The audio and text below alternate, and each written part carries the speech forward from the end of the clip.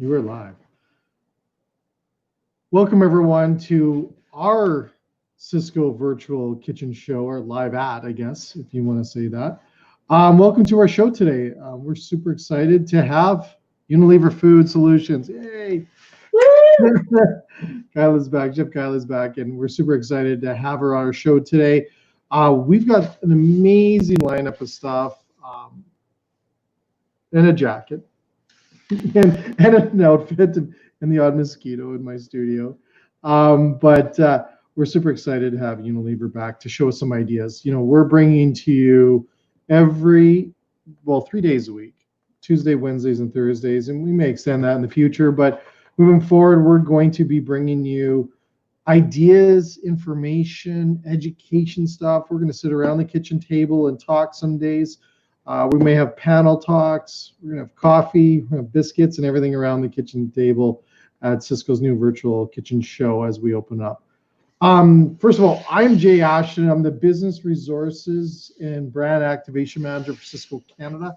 And I'll be your host today. So I'm going to open up and we'll bring everyone on here. Look at all these funky buttons we're going to use today. And we're going to get started here. So first of all, I'm going to introduce Chef. And I'm going to add her to the screen just like that. There she is. Welcome. There I am. Excited hands. Thank you. Welcome to our show. We're super excited to have you back. We've done a few things together, so it seems like we're just visiting again. Yeah. But we're super excited to have you and to also have you back. And let's talk a little bit about what you're going to show us today, and then we're going to go into a slides, and then we're going to get back and do some cooking.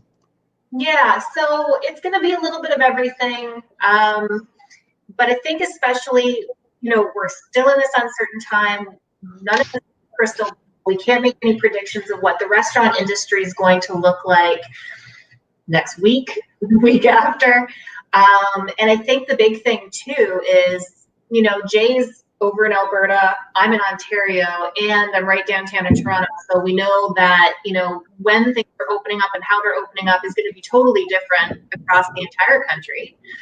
And but one thing that will remain consistent, and will do so even if many months from now, will be how do we move forward with cost savings, especially during this time.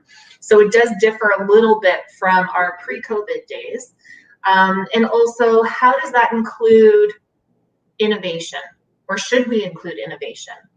So before we get into the cooking part, which will ultimately be my dinner, so don't get too jealous, I wanted to kind of go over a couple of different tips that we really want to highlight through what we're preparing today and the products that we're showing that can make it super easy.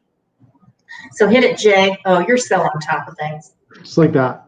Yeah, you've done this once or twice before. I've done this a few times. Jacket is really energizing you. Isn't this awesome?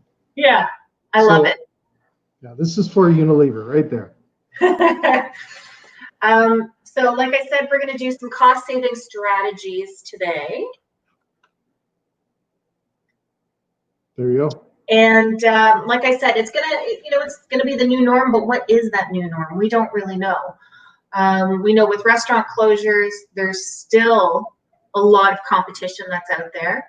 I think also with the uncertainty of consumers not having necessarily the disposable income that they want to spend, because of course there's been lots of job loss in other sectors. A lot of people are trying to compare it to the recession that we had in 2008, trying to predict what people's behaviors will be. But what's also going to be very, very different is the fact that, during that recession, people were still going back into an office when they did return to work. And that is going to change very much. How you reach your consumer, or your restaurant consumer, is going to be very different. The day parts at which you reach your consumer will be very, very different. So let's get right into it. So as I've made abundantly clear, and we already see times are changing, and so do we. And you know what? I want to say that typically along comes doom and gloom with this change, we think. But I also think that it could open up a huge amount of opportunity, things that we never thought of before, getting really creative, new ways of operating, and new ways to reach out to the customer. So with that being said, streamlining. Streamlining is going to be the key right now. It's about really finding that core menu. I don't care what channel you're in, what restaurant you're running right now.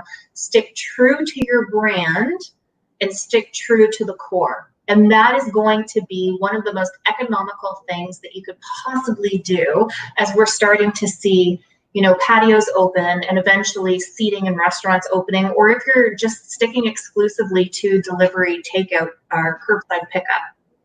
So this will be the easier to execute items as part of the streamlining. And of course, you want those higher margin menu items, as we always do. Getting rid of those poor performing items and minimizing the number of ingredients. So that's one of the things that we're going to look at today too, as I'm cooking a few of these dishes, is the overlap of some ingredients. And again, it's not being redundant or having a really boring menu. It's just making sure that you're getting the most out of what you're actually spending your money on. So the next tip that we have here is about rethinking the ingredients that you have. Sorry. But I know it's Jay, come on, I'm kidding. I'm so sorry. Your one-man show over there. I get it. I'm streamlining the slides. Yes, that is exactly. Jay is also streamlining his jacket. Is really tempting. No. So ingredients. So, you know, this goes in with the streamlining core menu item. Now is not necessarily the time to start experimenting with new flavors, right? So we talk about limited time offers. Yes, you could have something that's different, but still it's got to stay true to the core. It's got to be using a lot of these same ingredients. We know that now is not necessarily the time to be experimenting with new items and trying to reach out to new customers. Let's try to hold on to that base, that core customer that we had before. So that's looking at building on the strengths, using scratch ingredients, although they might come at a lower cost up front, especially, you know, it seems really appealing if you do have the staff that's able to manufacture those ingredients. They're able to, you know, utilize that waste, cut down all the ingredients. Sometimes a convenience product is the way to go. And I know that seems normal for some operators, and other operators, it's kind of a tough pill to swallow. You know, when we think about manufactured foods, we think sometimes it can be, you know, something that doesn't taste natural or from scratch, or maybe, you know, it takes away from my brand's image. But there's absolutely ways in which you can use these items that you can still maintain true. You can still get the flavor across. But more importantly, it's that reduction of labor. It is being able to keep things consistent. And like I said, having a variety of different items that have a lot of overlap. So again, that's where we're going to see that cost savings. This can also go a lot with pre-cut vegetables. So although you might be putting more money out up front, if you get a pre-dice of something, a pre-cut of something, it really is cutting back on that waste. And again, we're thinking about labor. We're going to have to bring staff back in a very new environment, and it's going to be different ways of working for everybody. And having those pre-cut, pre-prepared items where we can, it doesn't have to be everything, will definitely make things easier. So this is where we get into waste. So I really briefly had brought this up before, is saying that, yes, that's something we want to avoid. That's essentially like putting money in the garbage can. So one of the easiest ways to identify this fiscal waste is to examine what the actual physical waste is that's coming out of that food prep. So looking at where staff, of course, are over preparing food, which right now, of course, as we're opening businesses again, it's going to be that hard juggling between how much should I prepare? How busy is it going to be? Are there going to be certain days that are going to be busier than others that we were not anticipating before? as well as getting creative in utilizing byproducts of a lot of different foods will be an amazing way, if we can, to tackle it. One of the good things is that that's also a message that you can foray to your consumers. I think people have become a lot more conscientious of, not wasting as much from what they're consuming, and this is the home consumer, as well as, that positive environmental message that potentially a restaurant could have in saying, we have minimal waste, we use this, we're creative with this. I think, again, is an excellent story to partner along with the actual actions you're taking to reduce waste back of house. And yeah, just like I said before, using sometimes prepared products can be a great way to do that, minimizing waste. So the next thing we're looking at is that long-term outlook. Again, none of us can predict what this is going to look like, but this is cost savings versus cost cutting to maintain the business. And it means looking at these short-term costs and where there's some savings that can occur. And I think immediately, at least in the past, people think that labor, place where we can make some cuts, but it's not obviously going to benefit anybody in the long term as we kind of come back into, full running of operations again. And it's already where there's a struggle to find reliable and skilled labor. We know that. This is something that we've been struggling with for a while. So right now, it's about looking at the menu mix and the pricing where we can save. So keeping margins generally the same, but placing these menu items at different prices is something that, and also trying to adjust check averages. Comboing, menuing items, I think will also be a really great way to try to look at labor saving or cost savings long term without taking away from something really essential. Yeah, and I think you're going to see that a lot. Like, I think you're going to see value in the consumers big time, no matter what we're doing and where we're doing things, right? And it's going to be relevant into menus. And we also need to, I think, focus on, to that point, is how do we get patrons to come back? Yes. Because there were so many options before, but they were almost like we had to physically go to a single independent restaurant, a different one all the time. Yeah. Now I can just take out. And the ability to have takeout from a different restaurant over and over again every day is thousands of options. So how do you bring them back to your location to continuously buy from you, right? Yep. And that's where I can't say it enough, right, Jay? It's like sticking true to your brand. I think, sometimes operators might get, and this happened, pre-COVID times too. People thought, oh, well, this is the new trend. I got to keep up with that. This is a thing that I now have to offer. This is something, and they would overextend themselves, and it would also take a lot out of their pocket, as opposed to finding what they're really good at and sticking with it.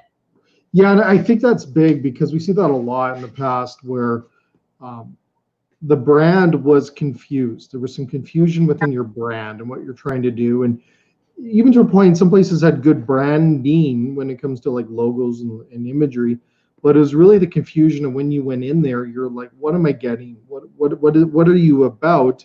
And a lot of operators that I've worked with and consulted over the years is a lot of them have it already. It's like right there. Yeah. And until you peel it apart and you get them to focus on those areas, a lot of it was getting lost, and sometimes it was too late. So it is a point where I believe that this time is to reflect on who you want to be, what do you want to serve, and what message are you sending through to your customers through the food you're preparing.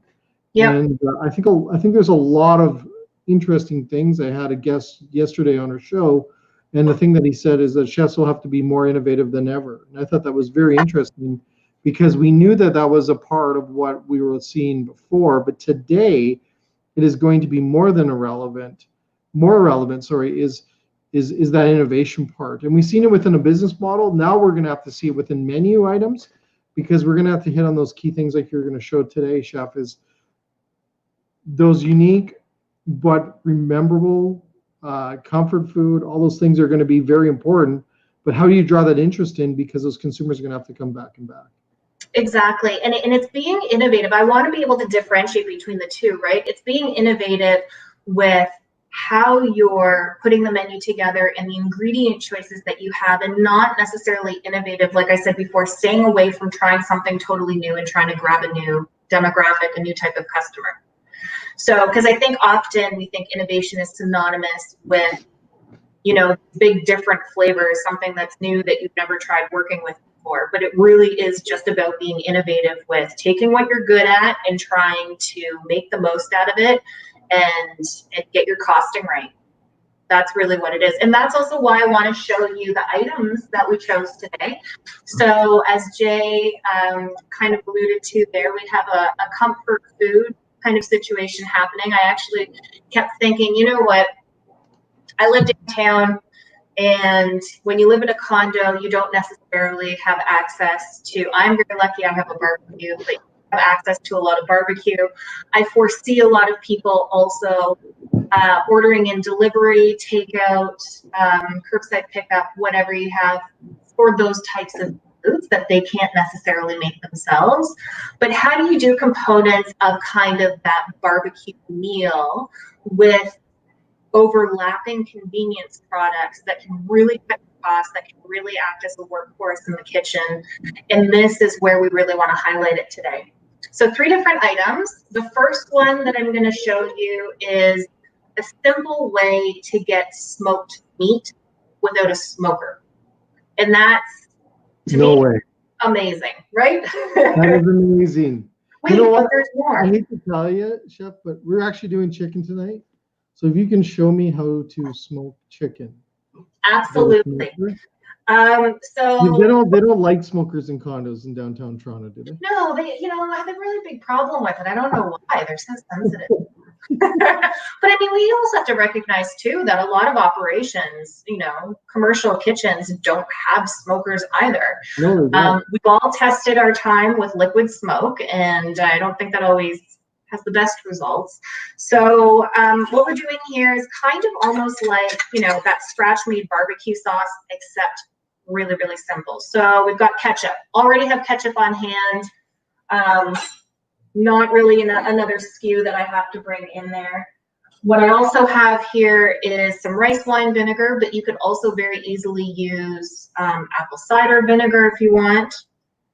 So having that. Then you have some soy sauce, or I use tamari as a gluten-free alternative because that's what I require. Is that a sweet soy sauce? No, so it's very similar to just a regular soy sauce flavor, so it doesn't have any sweetness to it, because I will be adding some brown sugar to this as well. It's amazing because you can use a ponzu. Is that right, ponzu? Yeah, you could absolutely. So that has more of like a citrus flavor coming through with it. There's so many flavors of soy sauces I wasn't aware of before. But. Oh, it's insane what's out there. And so we have some fresh ginger as well. Of course, I'm going to do garlic. It's a big hit in this household. So I'm going to do some garlic as well. And then, as I promised, I'm going to do a little bit of brown sugar. Dark or light? I use light. You could use dark. Again, just be careful with the amount of sugar and also with the product I'm about to add to it. So this is and I know Jay's very familiar with these. These are the Knorr Intense flavors. So these are concentrated liquid seasonings.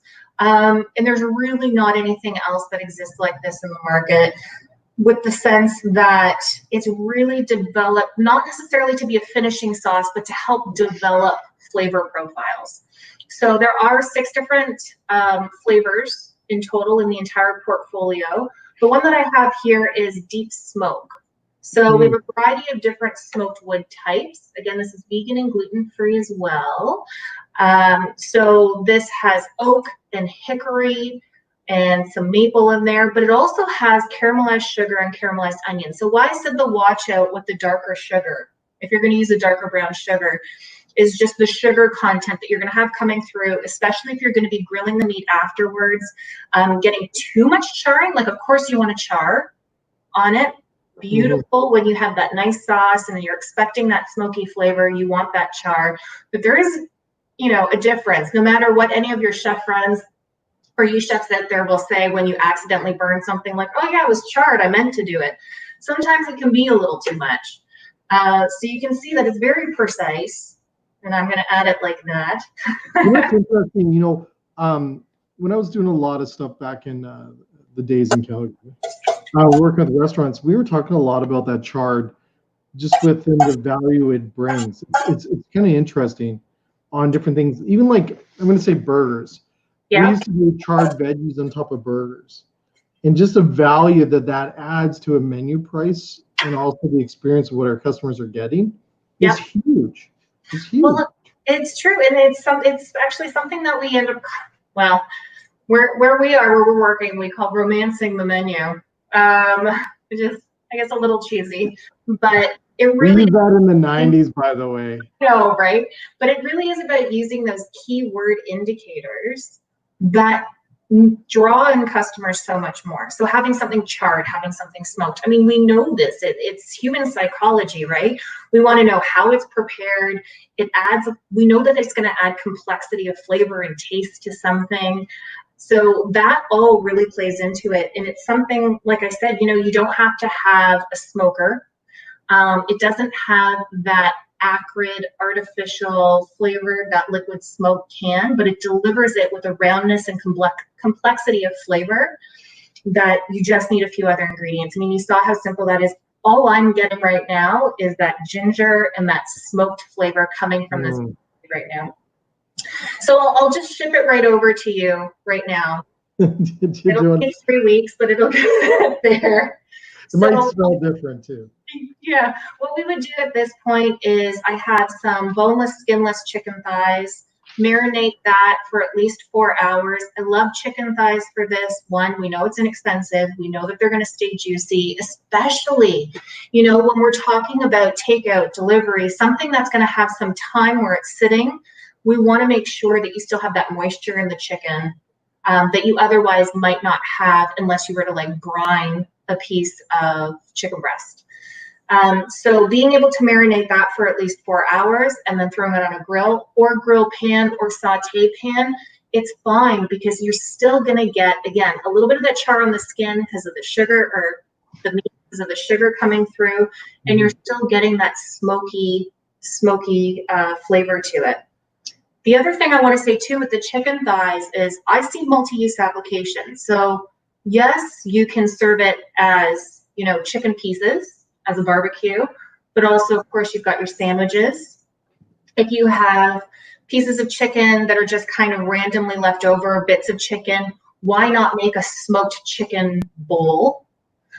So again, reutilizing different ingredients, but in the different ways that you can. I mean, whenever I think of barbecued meat, I think of it as the best way that, scraps of meat have ever been utilized. So I think about something like burnt ends, which this. It really is about minimizing waste, right? People still buy it. They don't think that there's, no value there. So again, really easy. We let that sit. I'm going to leave that one for now. And I think you're going to see marinades coming back. Absolutely. Yeah, I think we're talking about that prior to COVID, that they were already kind of on the radar. And I think that they've just kind of ramped up right now. I've heard a few places, especially proteins, any protein pretty much, but I think marinades, just because you can use these lower cost products opposed to a chicken breast, you're using a thigh. Your costs are totally different in those two proteins. Absolutely. And there's just so many ways that you can get impactful flavor, right? So, we know using salad dressings as a marinade for protein, great. Adding one of these intense flavors. So we have our citrus fresh even, which has yuzu and mandarin orange and Persian lime, and highlighting those flavors to come through on a marinade with just a little bit of olive oil, maybe some Dijon mustard, some garlic, like super, super simple things you already have on hand, but elevating these proteins to that next level without having to pay a fortune for like the super fine cuts, which we also know are getting more expensive right now, right? So I'm moving on to the next dish. And we're going to be doing the cheesiest mac and cheese side you've ever seen in your life. So a lot of mac and cheese. I don't care how old you are or what season it is. Mac and cheese is always tops in my books. So I, of course, threw a hunk of butter in there because that is an excellent way to start things. I think butter should almost be equal to the pasta. It was nice knowing you. But no? Yeah. So we got a little bit of our sizzle going on here. I want to make sure I don't have it too hot because I'm going to put some garlic in now. You can see garlic at the core of all my cooking. And so we're going to let that simmer there. And this is where I feel like, you know, we have something that can help you across a variety of different menu items. So regardless of what type of operation you run, I have found a place for this product. So if you haven't seen it before, it's called Nor Culinary Cream, and it is a dehydrated dairy product. So there is dairy in there. It's not vegan, but it is vegetarian and it is gluten-free. And it is an add water only product. It is approximately the third of a cost of heavy cream. So when you're looking at making, you know, bechamel sauce or a dairy replacer in a variety of different recipes. I mean, I've used it to make waffles before. Obviously, pasta sauce, soups, chowders. I'm going to use it as the majority of my mac and cheese sauce. And what's nice about it is it doesn't have a lot of seasoning in it either. So it leaves a lot of room to play with different flavors to make whatever you want. And like I said, use it across the board. The other thing that's really interesting too is that it has quick thickening starches. So whether the water is hot or cold, it'll thicken immediately. So that's really nice to know if you want to prep some and then have it on the line and then just use it as you will, which means that you don't need to cool it down to then put it in the refrigerator and use it again the next day. Keep it up to 3 to 4 days, mixed together like that. So that's what I'm going to do here, as long as ultimately it does get heated up. So I've also used it as a white sauce for pizzas.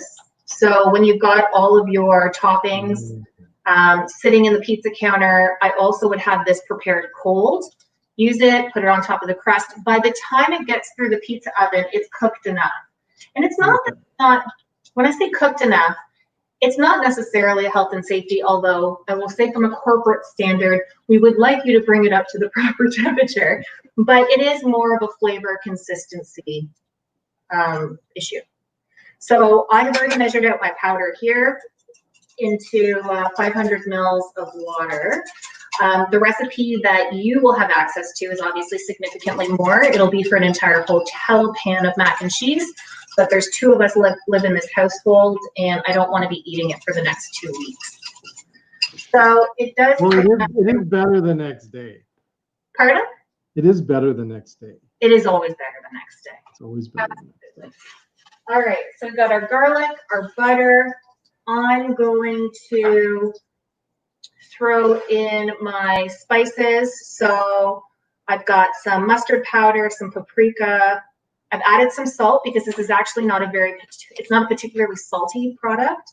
And which is a good thing because I would assume if there's anything else out there, which I don't know if there is, but I'm assuming the salt content would be quite high. Yes, and that's the thing, is that can be very polarizing as to what you use for, right? If you have a really basic, I like to call them speed scratch products, which people that that's like their first step towards a convenience product, right? If you've made everything from scratch in the past, but you recognize consistency issue or the fact that, you know, labor savings, these types of products tend to be the first step into that realm because there's so much you can do and add on to them, because you would never serve that just as is. It doesn't have a ton of flavor. That's why I love it so much. See, it's already, most chefs like stuff. This is already thick, so it's already coating the spoon. That was just like magic. So I'm putting most chefs when you're using ingredients like that, from my experience, is that they like it blend so they can add their flavor and touches to it, right? It's all about making it your own, right?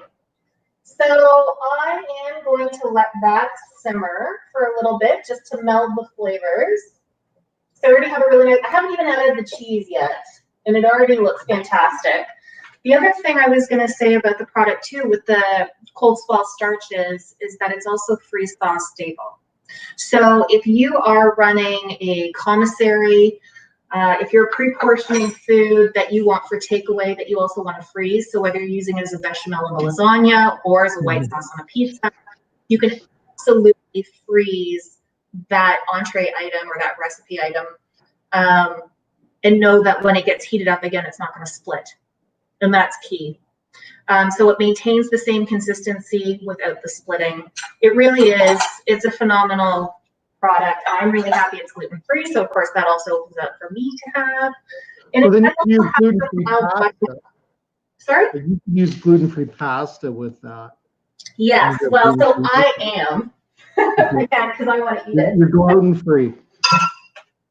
So, and I mean, when you have mac and cheese, I've seen places offer just gluten-free mac and cheese because once all the goodies are on top of it, you don't really notice the pasta anymore as long as you don't. I think pasta today, gluten-free or not, I think like they've done such a great job.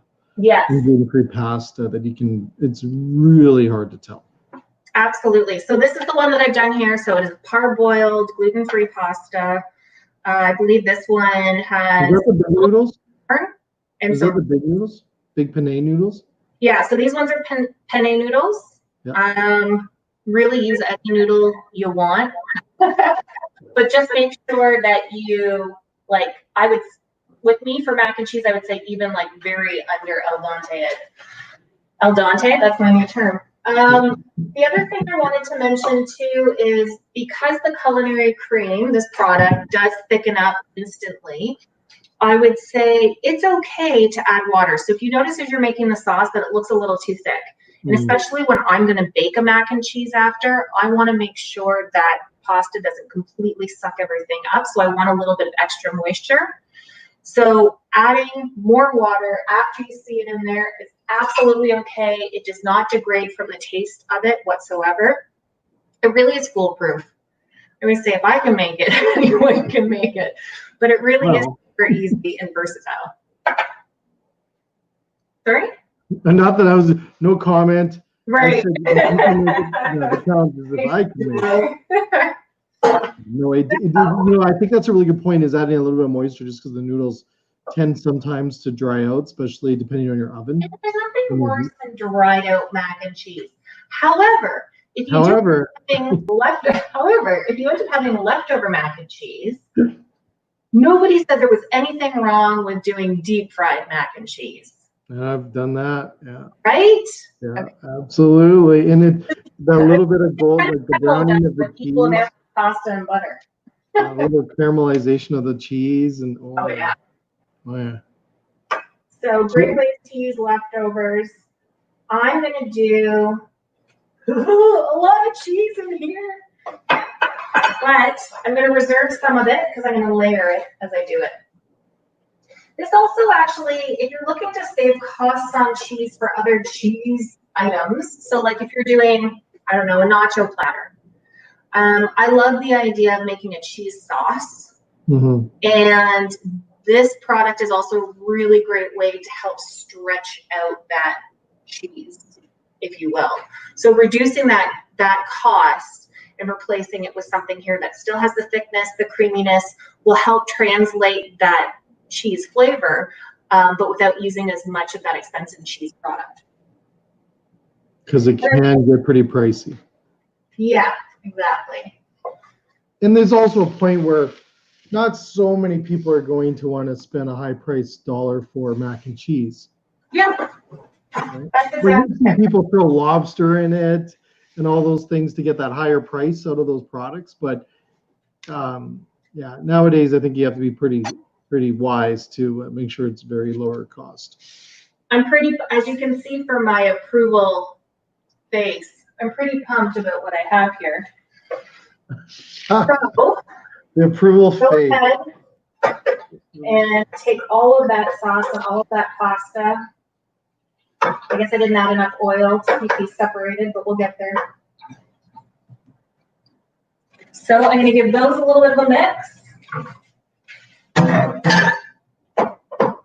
You ever done a lazy pierogi? A lazy pierogi? No. Yeah. So it's pretty much like the ingredients go into a pierogi, like a lasagna dish. Yeah. And you layer it the same way, but it all has the flavors of pierogi, and then you bake it together, and then you serve it like a lasagna, but it's like a pierogi. Top it with a little bit of like sour cream and green. Yeah. Well, butter. No shit. And more butter. And more butter. Yeah, definitely not. It is definitely a butter loving dish, but yeah, we have that. This is why we're friends. You know, you keep saying butter. I'm totally on board with it. So, you'll see here, there's already, might have to bring it a little bit closer to the camera so you can see my layering situation. You can smell the cheese. I know. It really, yeah. I probably shouldn't add anymore, but it's going to happen.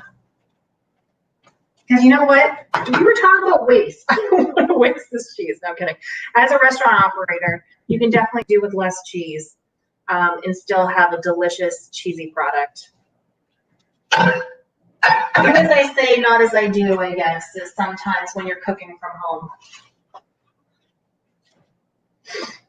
Yeah. All right, so a little layering. And this is where you would add a little bit of paprika, maybe even sprinkled on top, or if you want to add breadcrumbs to it, is a nice way to get some texture, some color to it.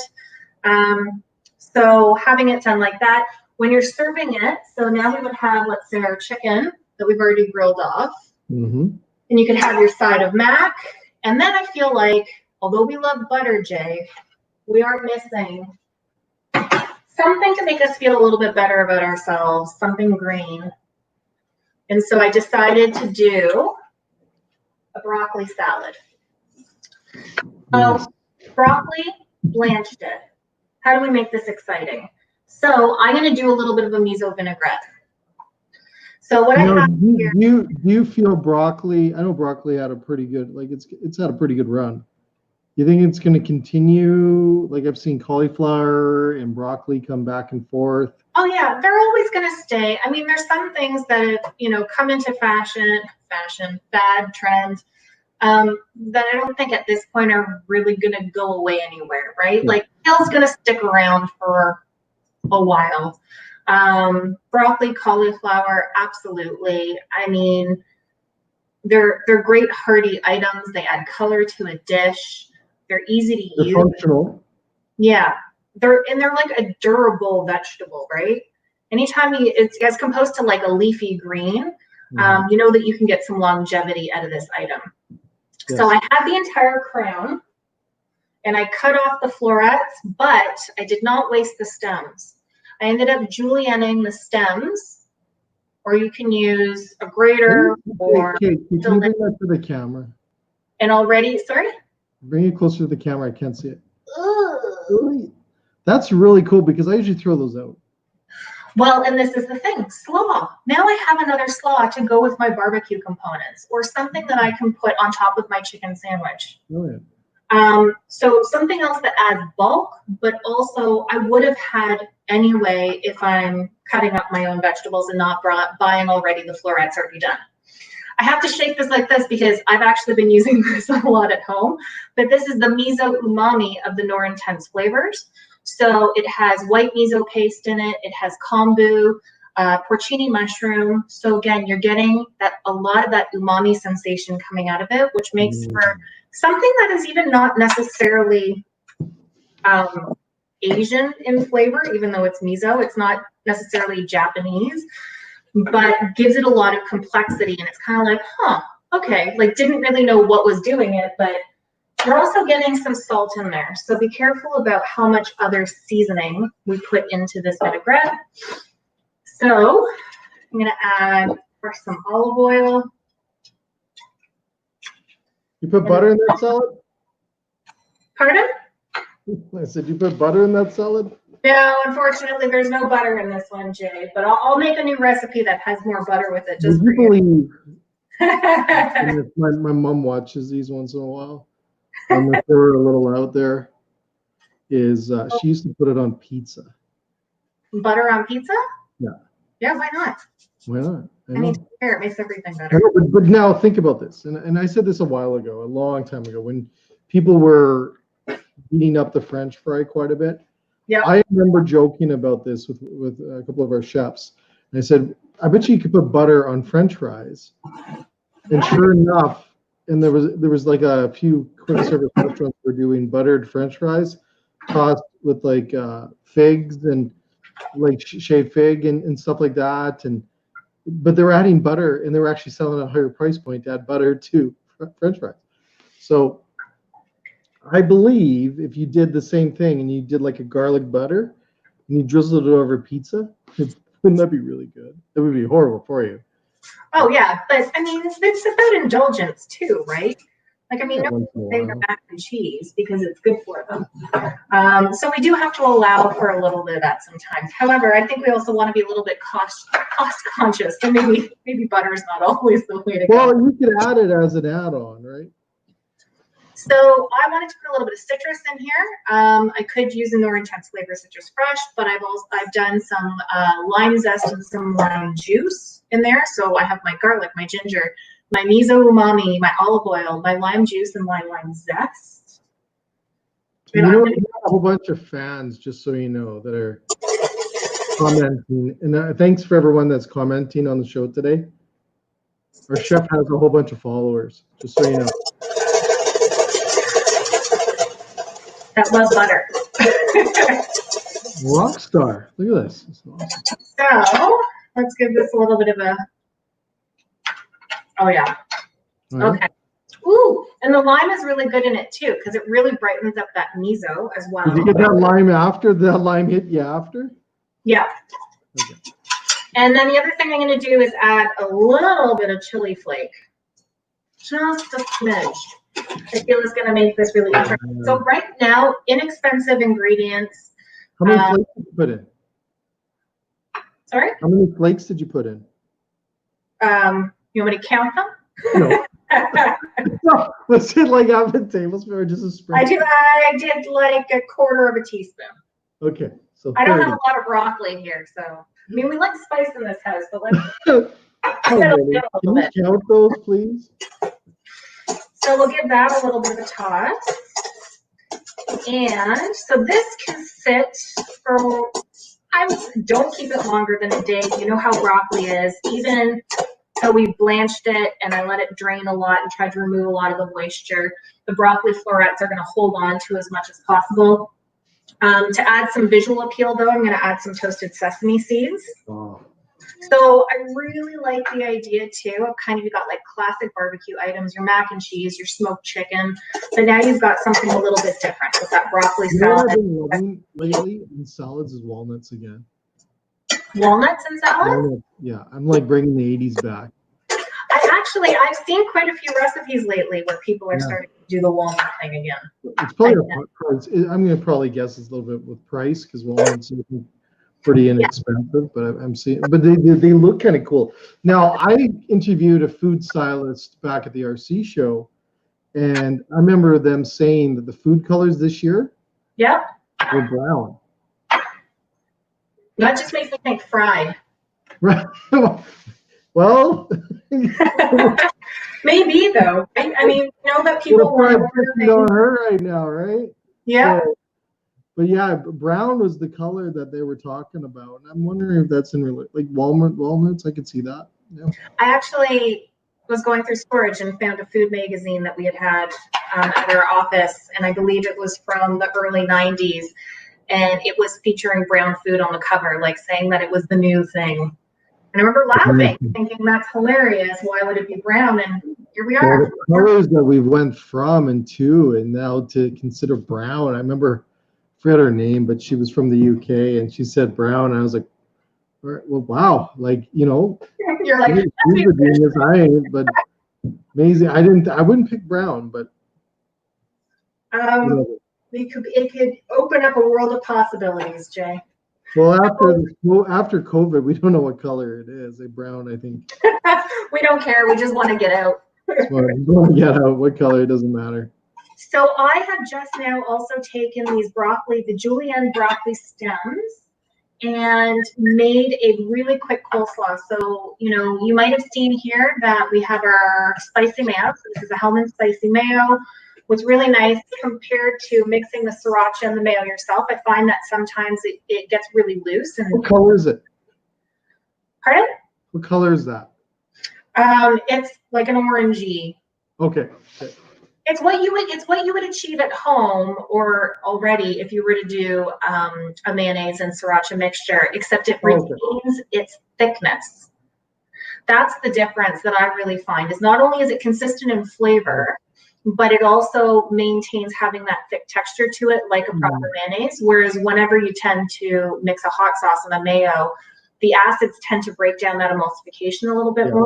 So this makes it really nice for when you're doing sandwiches as well, and the sandwiches are being transferred for takeout, and you don't have them sitting hot for a while, and then somebody getting drippy mayonnaise all over their hands or their arms, which, I mean, it's not the world's worst problem. I was going to say that's a requirement for some. The messier, the better. The messier, better. I know one chef that says the burger must drip down your arm. So all I did with this slaw was I added the spicy mayo to the broccoli, and I added some lime juice. That's it. Like, we know coleslaw tastes better the next day anyways. Oh yeah, absolutely. So, although I don't have my mac and cheese cooked up here, and I will come a little bit closer, out of those very few ingredients, I'm sorry my lighting's not the best, but we have our slaw, our broccoli salad, our grilled smoked chicken. Really easy, really inexpensive, few key items. There's so many different ways in which you can use this across a variety of different menus.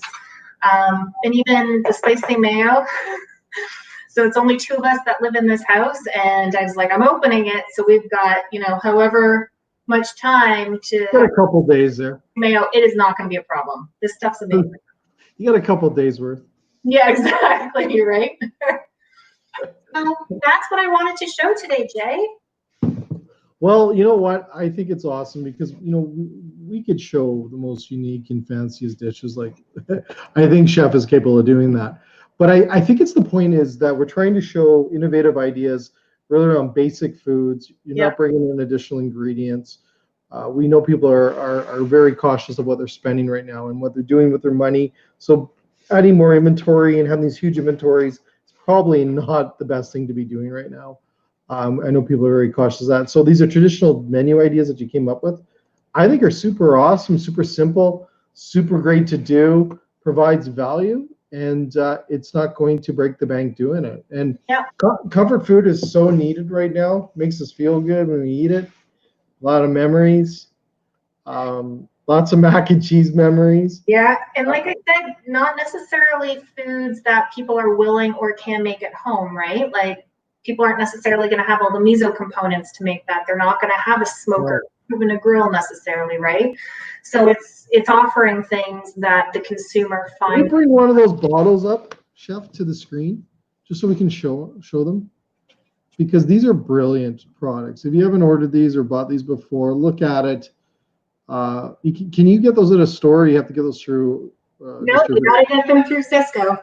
See, that was a trick question. That was a trick question. Good answer. No, that's great because I've heard so many great things about those products. Multi-use. Yeah. Butter and French fries. Throw some of the smoke in there. Buttered smoked French fries. There you go. One of the best ideas that I had heard with this was actually half of the roast umami we have, so a different variant, half that, half oil in a spray bottle, and spraying the French fries when they come out of the deep fryer.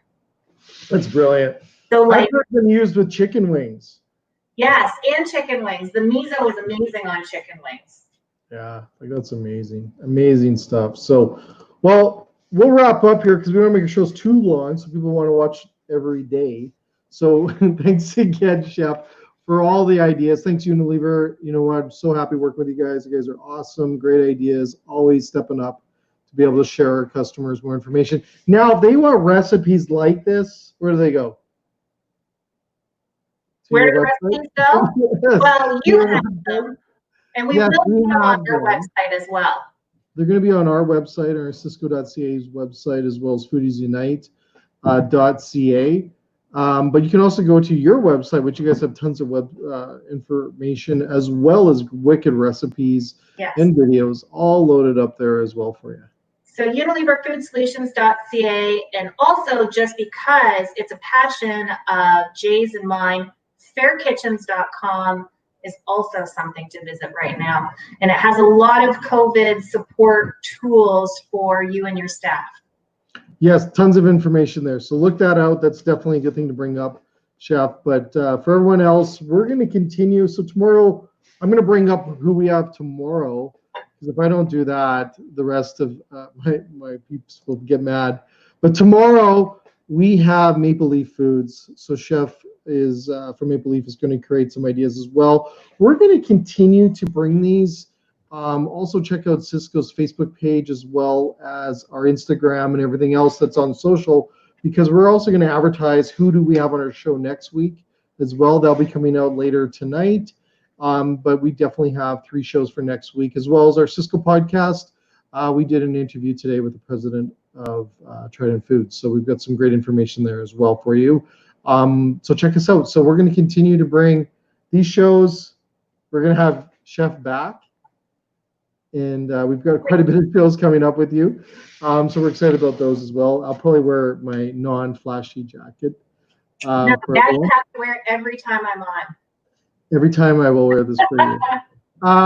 But thanks for everyone else that's watching us. And like I said, we're going to continue to bring these every week as long as we can, and really sit around the kitchen table and talk about food and share ideas. So once again, Chef, thank you so much. And we'll see you in a couple of weeks. Yeah. Thanks, everyone. Stay safe. Yeah, thank you.